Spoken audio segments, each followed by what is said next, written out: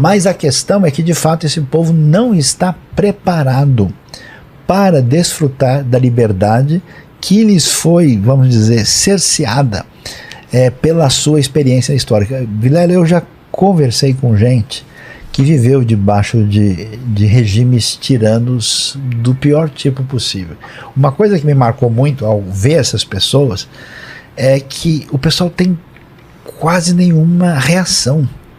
O pessoal não tem esse negócio de uma iniciativa, porque a pessoa passou tanto tempo debaixo dessa situação de controle. Então, num certo sentido, essa realidade, né, desse povo criado debaixo dessa servidão egípcia e tudo que acontece ali, o que vai se passar na narrativa bíblica é exatamente os desafios deles. O livro de Números mostra isso. O livro de Números, o tema fundamental é reclamação, porque o pessoal entra em crise e toda hora está querendo dar marcha ré, e Moisés prossegue, né? Apesar que ele mesmo vai perder a paciência, né? Vai bater lá na rocha indevidamente e não vai entrar na terra no final das contas. Só Josué e Caleb que entram quando o povo chega e atravessa ali o Jordão para chegar pertinho de Jericó e ali perto, chegando em Gilgal, né? E para alimentar esse povo todo, água, como que é? Então, tem um maná, né? A melhor explicação que existe para isso, porque no mundo antigo você tem caravanas. Existia uma estrada que saiu do Egito, ela é mencionada inclusive em Isaías capítulo 9, verso 1 e 2, que é o caminho do mar, a Via Maris. Não era vagando a esmo, então, existia um caminho. Eles foram um caminho, existem 3 opções para saber de onde que eles foram. Tem aí um mapa. Então, esse é o caminho tradicional. Tem gente que coloca pelo meio, tem gente que fala que a travessia do Mar Vermelho foi do lado de cá e não do lado de lá. Mas esse é o mais tradicional. Inclusive está aqui o chamado Jebel Musa, que é o Monte Sinai Horeb, vamos dizer, mais tradicional, que é apontado pela tradição, e o caminho bem pode ter. Lembrando que acerca de Josué, eu fiz uma live aqui, abrindo e dando o nome dos principais arqueólogos que escavaram o sítio de Tel Jericó. Então eu dei um nome, fiz uma live aqui. O nome de quem escavou, quem entrou em trincheira primeiro, quem saiu, quem veio depois. A famosa Canaan, né, que ela encontrou coisas preciosíssimas lá, que não tem nada a ver com Israel, tem a ver com coisas do período neolítico. Então, tanto que Tel Jericó é patrimônio da humanidade, declarado e tudo mais. E na época em que supostamente Josué teria vivido, durante um período sequer Tel Jericó era ocupada, não houve queda das muralhas, as muralhas eram famosas. E numa outra live que eu fiz aqui para vocês, num vídeo também, mostrei em live em vídeo, a origem da mitologia da queda de Jericó, que parece nos ser do épico de Quirete. Por que parece? Porque os nomes são diferentes, mas as ordens são as mesmas. Então, no texto de Josué, Yud-Heh-Vav-Heh, Yahweh, Javé, seja o que for, fala com Josué para cercar Jericó. No épico de Quirete, El fala com Quirete para cercar Udim. Se não me engano, o nome da cidade é Udim. Número de volta, as mesmas coisas, envolve o resgate de uma mulher também. No caso, Rabi é uma prostituta e a princesa ali da cidade de Udim a mulher na cidade de Udim era uma princesa. Uma outra questão também é que, tradicionalmente, quando nós falamos do Monte Sinai, estamos falando do lugar que Santa Helena escolheu.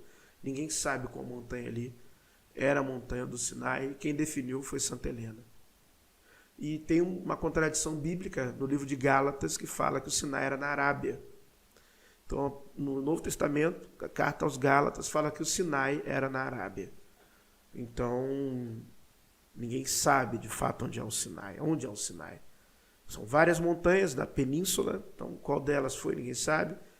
Fora que também tem algumas tradições que estão ali no mito do Sinai, bíblico, né, que estão vinculadas às questões do templo que tem na península do Sinai de Serabit ou Cadim.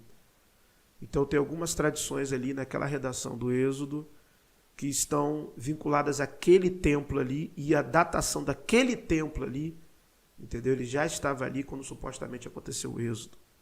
Então também tem minas ali na península do Sinai, de pedras e por aí vai.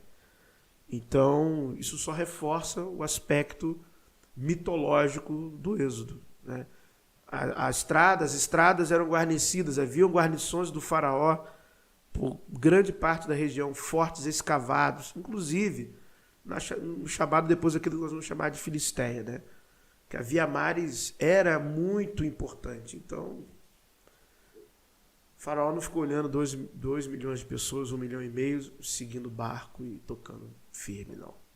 O Egito foi um império que só veio a decadência desse império por causa de fatores como a invasão dos povos do mar, que depois vão originar os próprios filisteus, né? Problemas também dentro do continente africano e questões também climáticas, ou seja, foram vários fatores que cooperaram para o declínio, né, ou diminuição do Império Egípcio ali por volta do século XII. Exatamente isso, século XII. Então, minimamente do século XV ao século XII, o Egito controlava Canaã. Canaã fazia parte do Império Egípcio. Canaã era quintal do faraó e dos seus exércitos. Então tem que bater nessa tecla e assistam minhas lives, que eu abri os livros aqui com os dados, com tudo mais. E também eu lembrei agora que eu estarei numa live no canal do João Arinaldo. Nós vamos marcar a data, onde também eu vou mostrar lá todos os faraós que passaram por Canaã, cartas do período Amarna, tudo isso, todos os documentos, né, tudo, né, o que Mário Liverani falando isso claramente, o professor José Ademar Caefé falando isso claramente, Caio Linou falando isso claramente, Jonathan Michael, tantos acadêmicos e tantos que mostram isso com evidências. E que isso é sim omitido no meio cristão. Isso aqui eu estou falando a verdade, isso é omitido de propósito. Porque se falar isso, essa informação ela é de notório saber no mundo acadêmico. Mas se falar isso no meio cristão, acabou o mito do Êxodo, acabou tudo. Então, é muito mais honesto, né? Desde quando se descobriu, falar às pessoas que o Êxodo é um mito. Seria muito mais honesto.